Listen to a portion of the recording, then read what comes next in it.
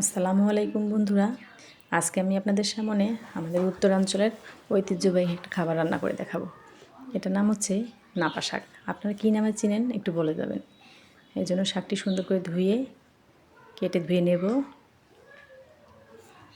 এরপর এদিকে আমি একটা পাতিলে পানি বসিয়ে দিয়েছি গরম হওয়ার জন্য। পানিটা গরম হয়ে গিয়েছে। এতে আমি কিছু রসুন কুচি করে রেখেছি, তারপরে কিছু কাঁচামরিচ একসঙ্গে দিয়ে দিলাম। এরপর পেঁয়াজ কুচি করে রেখেছি, সেই পেঁয়াজগুলো দিয়ে দিব।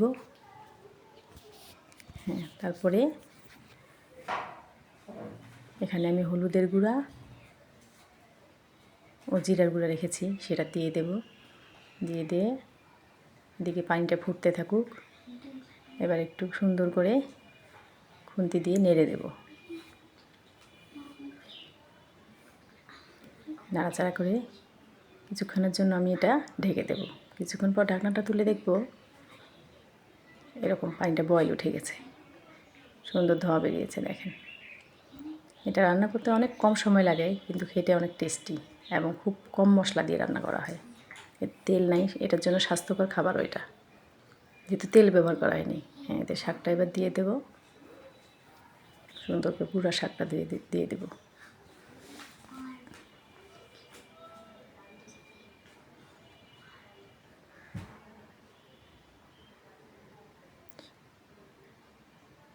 শাকটা দিয়ে এবার সুন্দর করে একটু লবণ দিয়ে দেবো স্বাদ মতো। দিয়ে এখন আমি এটা ঢেকে দেবো কিছুক্ষণের জন্য। কিছুক্ষণ পর ঢাকনাটা তুলে দেখবো এরকম হয়ে গেছে। একটু নাড়া দিয়ে দেব, একটু উল্টে পাল্টে দেবো যেন মশলাগুলো সব একসঙ্গে হয়ে যায়, শাকের ভিতরে সব ঢুকে যায়। সুন্দর করে একটু নাড়াচাড়া করে নেব। নিয়ে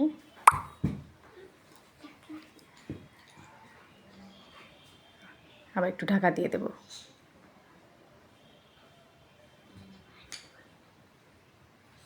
কিছুক্ষণ পর আবার ঢাকনাটা তুলে এখানে একটু খাবার সোডা অ্যাড করে দেব। দিলেই কিন্তু আমাদের রান্নার প্রসেসিংটি মোটামুটি শেষ। দিয়ে কিছুক্ষণের জন্য ঢেকে দিয়েছি। একটু তুলে দেখেন আমাদের রান্নাটা শেষ। আমাদের নাপা শাকের, এটাকে বলে শোলকা, আমাদের অঞ্চলে বলে শোলকা। নাপা থেকে শোলকাটা রেডি আমাদের। দেখেন, খুব কম সময়ে এবং অল্প খরচে খুব মজাদার রান্না। সবাই অবশ্যই ট্রাই করবেন। ভালো লাগলে আমার চ্যানেলটাকে সাবস্ক্রাইব করবেন। এই যে রেডি আমাদের নাপা শাকের শোলকা। দেখেন কত সুন্দর নরম হয়েছে, গলে গিয়েছে শাকটা।